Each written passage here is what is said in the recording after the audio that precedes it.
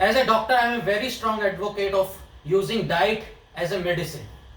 Namaskar, my name is Dr. Jain Sharma, father of a beautiful angel, a fighter pilot aspirant and homeopathic physician and psychotherapy consultant, a wellness coach, an ultra marathoner, founder of the Protsahan program, and a fitness enthusiast. I am very much interested in gardening also. I have a more than 300 plant soil based terrace garden from which we usually grow our organic greens and vegetables sometime. But problem ये आ रही है कि इतनी सी जगह में आप completely organic पे shift नहीं हो सकते, ठीक है, और ये सबके लिए पॉसिबल भी नहीं होगा इतनी हेक्टिक सिटी लाइफ में, और इतनी मेहनत के बाद सब लोग नहीं कर सकते. तो usually I recommend a soil based system because उसमें humic acid and fulvic acid जो कि कंपोस्टिंग से जनरेट होते हैं. I am very strong advocate कि हम कंपोस्ट करें, अपनी सॉइल को बचाएं, सॉइल की लाइफ को उसको वापस करें एंड केमिकल एग्रीकल्चर से दूर होते जाएं, केमिकल बेस्ड पेस्टिसाइड बेस्ड. और since I follow A vegan diet, तो ज़्यादातर लोग मुझसे पूछते हैं कि इतनी पेस्टिसाइड, इतने फर्टिलाइजर, इतने केमिकल वीडीसाइड्स यूज करते हुए हम इन प्लांट्स को खाते हैं तो हमें नुकसान तो नहीं है. बट फिर भी मैं ये कहूँगा कि एक इनऑर्गेनिक कैबेज, एक इनऑर्गेनिक केल, एक inorganic spinach is far far better than N organically grown chicken और meet. It has many disease fighting property, so I always say कि आप वीगन लाइफ स्टाइल या वीगन डाइट को फॉलो कीजिए. Now अब इसका जवाब, बिकॉज आई ऑलवेज से कि we should have a solution based, solution focused approach rather than. तो प्रॉब्लम तो सबके पास है, स्पेस की कमी है शहरों में, और उसके अलावा सब लोग सॉइल को इकट्ठा नहीं कर सकते, सॉइल के साथ काम नहीं कर सकते, टाइम की भी बहुत कमी है. तो what is the next solution to it is hydroponic farming. अब इसमें मैं पैसिव हाइड्रोपोनिक यूज करूँ because active hydroponics NFT system बहुत कॉस्टली एक्सपेंसिव हो जाते हैं और सब लोग ये अफोर्ड नहीं कर सकते कि घरों में हम वो सिस्टम लगाएं, उनको ऑटोमेट करें. उसमें ऑयल, उसमें पंप्स की जरूरत होती है, एनएफटी चैनल्स की जरूरत होती है, बहुत सारे. तो I am using a simple Kratky method. आप इसको रिसर्च भी कर सकते हैं. क्राटकी मेथड में I am experimenting with a tomato plant. I first want to show the कि क्राटकी का टेक्निक है क्या actually. I am opening it for you right now. ये एक टोमेटो प्लांट है जो हमने ट्रांसप्लांट किया था, अराउंड 3 इंचेस का था ये.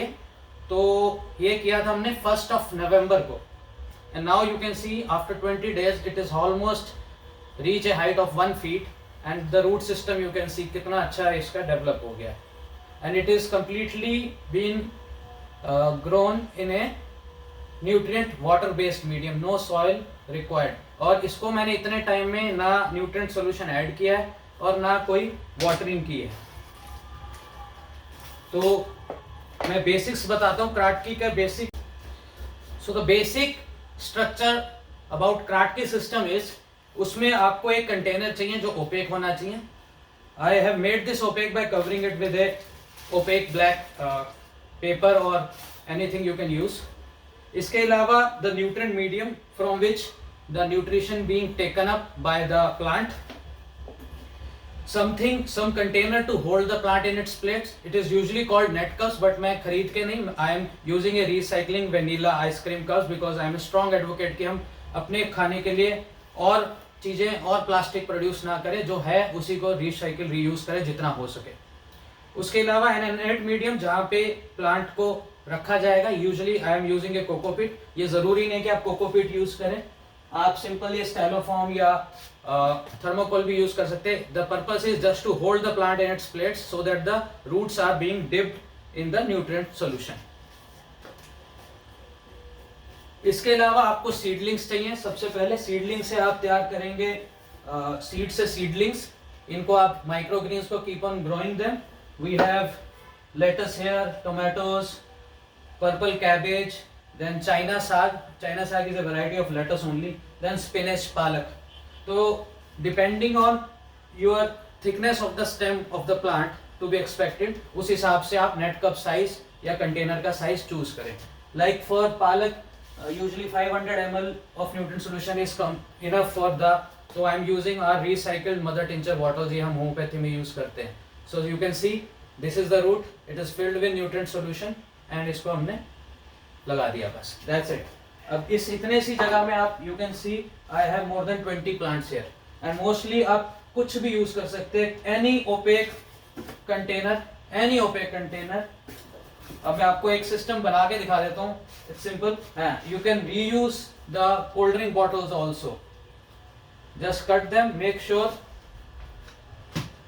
कि आप इसके कैप के ऊपर होल कर दें जहां से रूट्स डेवलप हो जाए, निकल जाए. Now about the nutrient solution, I ordered online this green loop system. इसमें आपके पास 2 ड्राई फॉर्म में बॉक्सेस आते हैं which you can make readymade solution. उसको लिक्विड फॉर्म में आप सॉल्यूशन रखते हैं. मेक श्योर कि आप उनको जो है लाइट से दूर अंधेरे में स्टोर कीजिए. These are 2 type of solution. This is solution A. You can see the color is slightly darker, and this is solution B. Depending on your plant, usually 7 to 10 ml per liter. You can see the whole cost is 350 और ये around 200 litre solution बना देता है. तो आप समझ सकते हैं कि एक प्लांट में अगर आधा लीटर लग रहा है तो कितने प्लांट्स आप, usually the cost comes down to 2 to 3 rupees per plant throughout the whole life for the green leafy vegetables, and for these flowering plants it might increase a bit. इसको बनाना क्या solution, आप अपने measured water quantity में 10 ml दोनों पर litre के हिसाब से इसको डिसॉल्व करके रख सकते हैं. You can dissolve this. Now you can सी इसको कैसे बनाना है. ये एक कोल्ड ड्रिंक बॉटल है जिसको आपका कैप काट के मैंने इसमें सीडलिंग्स ट्रांसप्लांट कर दिया कोकोपीट में. इसमें आपने न्यूट्रिएंट सॉल्यूशन डालना है और न्यूट्रिएंट सॉल्यूशन इतना डालना है कि आपकी रूट नीचे का जो पार्ट है जस्ट द कैप, ये इसमें डिप हो सके.